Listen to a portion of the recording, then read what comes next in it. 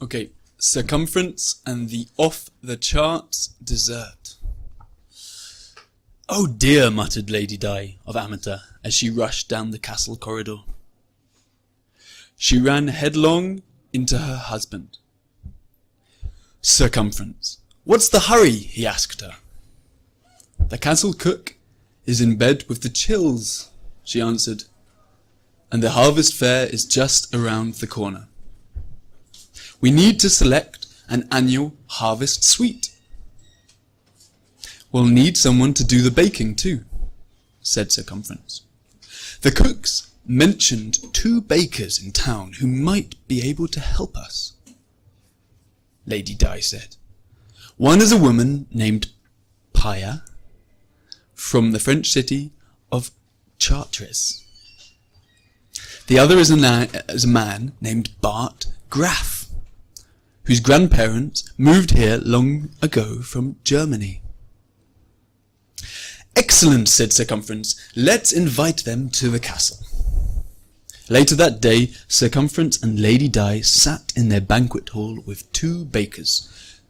Murmured Circumference, his mouth full of quince pie.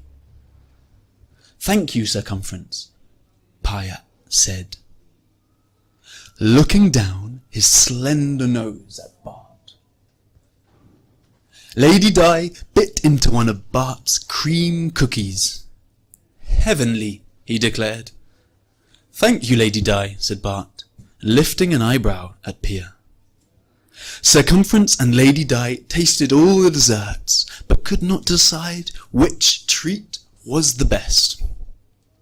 "Since the harvest fair is for everyone," Circumference began, "let's have the townsfolk choose." "Yes," agreed Lady Di, "a contest tomorrow. Offer free samples of your top 4 treats. The townfolk shall vote for their favourite of the 8 selections." The bakers hurried back to their shops. Clouds of flour, dust billowed out of the 2 bakeries as Paya and Bart worked furiously. Paya made quince, mince, custard and apple pies. "Ah," she said, smelling their delicious aromas. "The townsfolk will love these." Meanwhile, Bart was busy mixing and moulding his doughs. He made cream, honey, ginger and nut cookies. Wooden moulds were scattered everywhere. "Something for everyone," he exclaimed, pulling the tasty treats out of the oven. The next morning, both bakers met in front of their shops to give away their sweets. "Free desserts," called out Bart. "What's your number 1 delight?" "Get your free pastries here," Paya countered. "Tell me your top choice."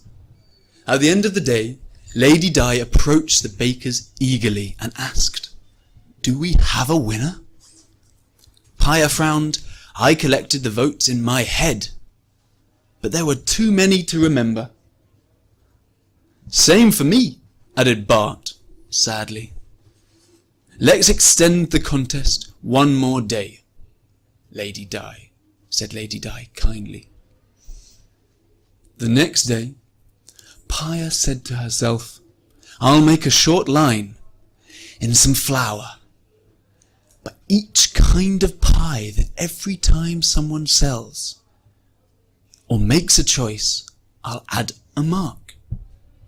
Then I'll tally up the marks at the end of the day, and we will know."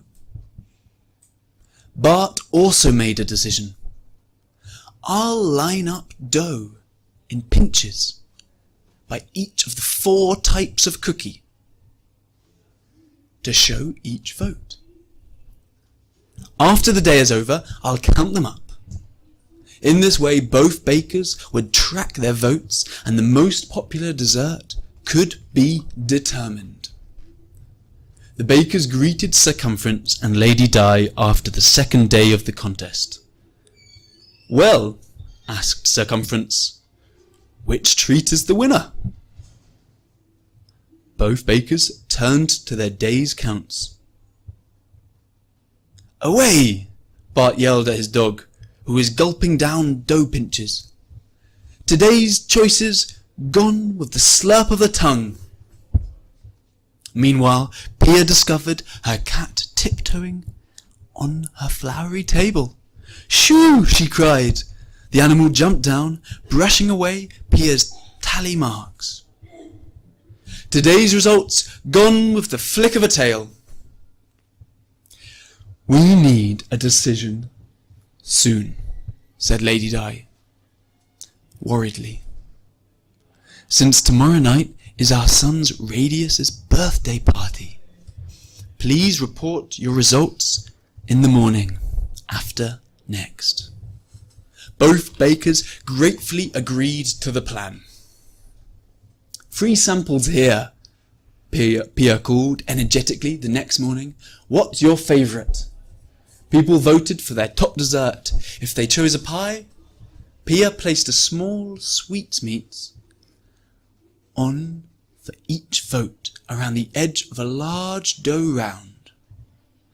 She used yellow candies for custard, red for quince, green for apple, and brown for mince. "These are much better than my flowery marks," she thought, "because they cannot be brushed away." Bart was equally busy. "If you select one of my cookies and your favourite treat, hand me a matching cookie mould." He began to stack up towers of the wooden blocks as the town peoples passed moulds to him. "Ho ho!" chortled Bart to himself. "Cookie moulds are much better for counting dough scraps. My dog won't eat them." It was late evening by the time Pia and Bart moved their votes inside their bakeries. After such a busy day, both were glad that they had until the next morning to report their results. Once inside, Pia quickly arranged the candles by colour and scored her dough round with sections. "Wonderful," she thought. "There are 30 votes for custard pie, 15 votes for quince, and 10 for apple, and 5 for mince." Meanwhile, Bart counted his moulds. 30 for ginger cookies, 22 for honey, 6 for cream, and 2 for nut. "Ginger is my top cookie," he thought. "I hope 30 votes is enough to win." That night, both bakers tossed and turned, unable to sleep, despite their exhaustion. The same question kept them awake. Will my dessert be the winner? By midnight, Pia and Bart decided they needed to know the final result of the other baker. Pia tiptoed over to Bart's. She found the towers of wooden moulds and counted them. 30 for ginger cookies, she whispered. "That's the same as my custard pie." Tempted, she reached for the ginger cookie. Clatter, clunk! The wooden moulds tumbled to the floor. Meanwhile, Bart was inside Pia's bakery. He had counted all the candles in her pie dough. "Oh no," he said, "the same number as my top treat." He was sampling one of Pia's custard pies when the loud clunk from his own shop startled him.